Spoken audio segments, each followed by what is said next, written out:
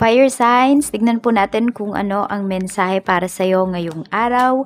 Keep in mind po na ito ay general reading lamang, so hindi po lahat ay makaka-relate, so be open-minded.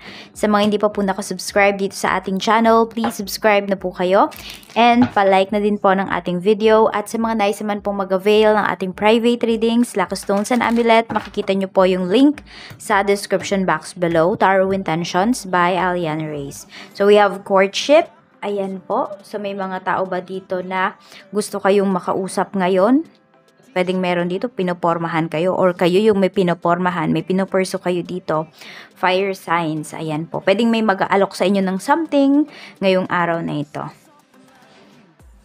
Meron tayo ditong concern. Okay. So, pwedeng may mag-aalok sa'yo ng tulong ngayong araw na ito. So, yung tao na yon pwedeng concern siya sa'yo. Pwedeng sabihin natin, naglilinis ka. Pwedeng ng bakuran, ng bahay, or meron kang mga dala-dala, may mabigat kang binubuhat. Fire signs, pwedeng may tao dito na gusto kang tulungan. So, pwedeng i-approach ka niya. Ayan po. Meron naman dito nahihirapan kasi pwede na pinapahirapan mo talaga siya. Fire signs. So, pwedeng meron dito, tinitignan mo hanggang saan ba yung effort ng taong to, sincere ba siya sa sinasabi niya, or sa mga pinapangako niya sa'yo. We have thief. So, ito, meron kayong pinaghirapan, fire signs, na pwedeng makuha sa inyo. So, maging mapanuri po kayo ngayong araw na ito. Sabihin natin, kayo na yung katransak ng isang tao, pero pwede siyang maagaw. So, pwedeng merong mag-o-offer ng mas malaki na offer, na money. So, pwedeng yun yung tanggapin. So, i-secure nyo na yung dapat ninyong i-secure sa isang transaction po para hindi na siya maagaw sa inyo. So, ayan, parang may masusulot dito sa inyo. Tignan po natin ano pa yung mensahe for you. Spirit guide, ano po itong courtship? Ano po itong courtship, spirit guide? Mayroon tayo ditong the book. Ayan, so meron ngang inaalok sa'yo dito. Okay, pwedeng meron kayong binabasang libro or meron dito naghahanap kayo. Naghahanap or may binibenta sa inyong libro or something. Sabi ko nga, some things. Ayan. Meron ngang inaalok sa inyo dito. Yan po. Tignan natin. Hindi ko alam kung mahilig ba kayong magbasa, fire signs, or could be nasa isang course kayo na kailangan yung bumili ng mga libro or pwedeng mga anak nyo po yan. Tignan natin. Spirit guide. Meron akong nakita dito na tapunan ng juice or ng tubig. Basta something liquid. Ayan po yung nakita ko dito, natapunan yung iba sa inyo. Or pwedeng ito yon yung libro na to, natapunan, or merong mga papers ka sa table mo na nabasa. Fire signs. So, pwede na may magsusorry sa'yo dito. So, may taong ipiplease ka ngayong araw kasi may nagawang kasalanan sa'yo. Though, pwedeng hindi naman po sinasadya, pero still, malaking abala yon. Meron tayo ditong the bird. So, ayan o, may makikipag-communicate talaga sa'yo. May tao dito na gustong-gusto kang makausap or very concerned sa'yo. Gustong-gusto kanyang tulungan. We have the tree. Yun nga lang, pwedeng, it's either nagmamatigas ka or nagmamatigas yung taong to. I mean, kinokontrol niya yung feelings niya. Yan po. Meron naman dito, pwedeng nababother kayo ngayon sa inyong health or sa, more on sa kung ano ba yung kinakain po ninyo. So, nagiging health conscious yung iba sa inyo. Ayan. Kasi ayaw nyo na, yun nga, mayroon nga kayong pera, pero sa health or sa hospital or sa gamot nyo naman gagastusin. So, pwedeng pinag-iisipan nyo talaga ano ba yung mga kakainin ninyo. Hindi lang yan ngayon, fire signs. Pwedeng nito pang mga nakakaraan. So, healthy living po yung iba sa inyo. Ayan. Tapos, meron din ako nakikita dito. Hindi ko alam kung may nag-claim ba ng something. Ayan. Kung meron naman kayong namayapa dito na kamag-anak na mahal sa buhay, fire signs, tapos merong nakiklaim ng kanyang mga benefits. Ayan po, or naunahan kayo dito, kaya may thief tayo dito.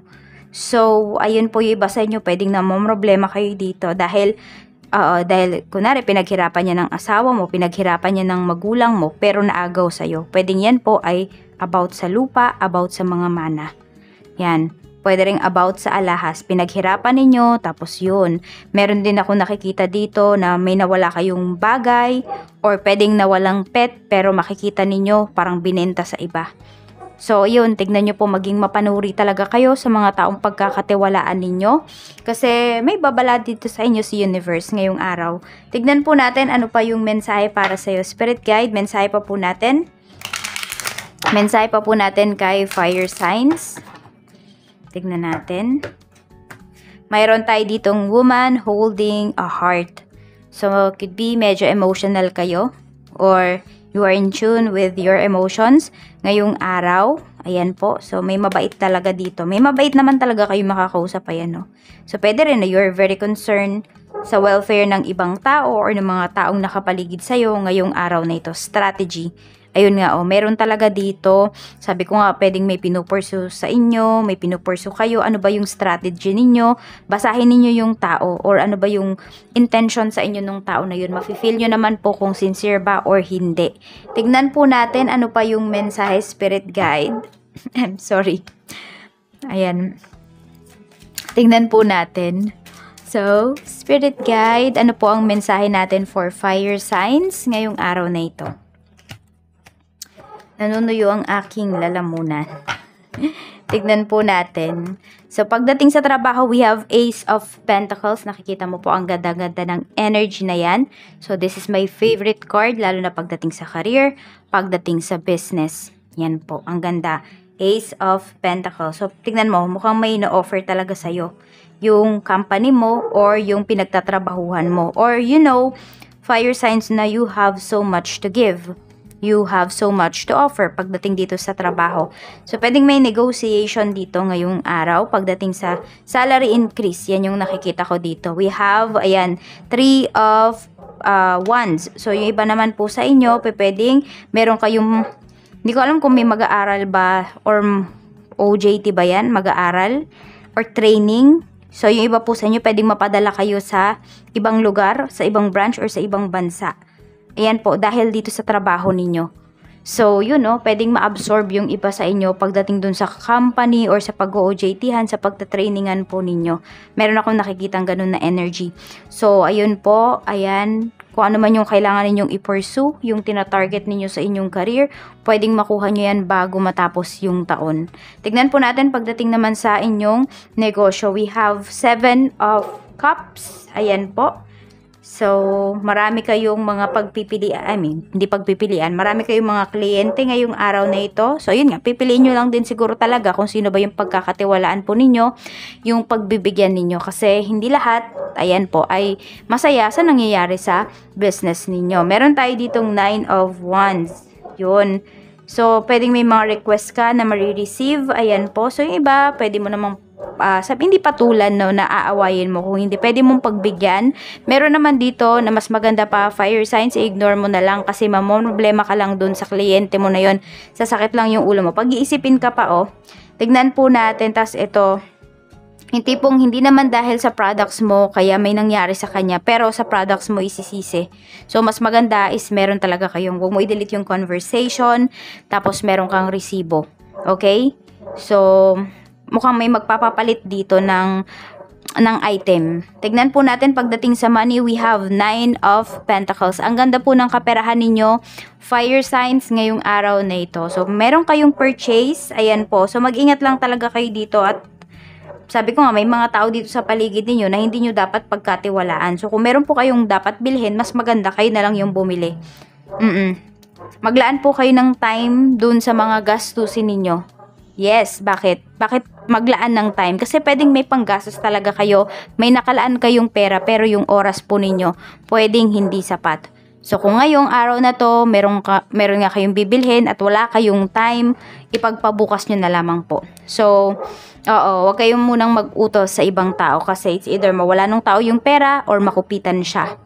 May mga ganyan po talaga na instances sa inyo ngayong araw. Kaya pinag-iingat kayo ni Universe. So, pwede nyo naman po yung mapigilan or hindi maranasan kung kayo po ay, ayan, clear yung mind ninyo kapag every time na may gagawin kayo. Tignan po natin kung ano pa yung mensahe for you. Mayroon tayo ditong temperance pagdating sa relationship. Meron po tayo ditong Ace of Wands. Meron dito uwing-uwi na. Ayan po. So, parang could be every day excited siyang umuwi. So, yung person mo yan, everyday gusto kanyang makita. We have Queen of Wands. Meron tayo ditong King of Cups. Ayan. So, ikaw, fire signs, palaban yung energy mo. Yung person mo, pwedeng siya to. Yung woman holding a heart or man holding a heart. Ayan po. Medyo madamdamin yung person mo ngayon. Pwedeng meron kayong mga hindi pagkakaunawaan nitong mga nakakarang araw. Pero ngayong araw, pwede po na maayos nyo yan. So, ito po yung lucky number. We have number 4, 33, 16, and 24. Maraming salamat, fire signs. Mag-ingat po kayo always. And tanggalin natin yung mga negativities na na-pick up natin sa reading mo. Iwan mo na yan dito. This is for you.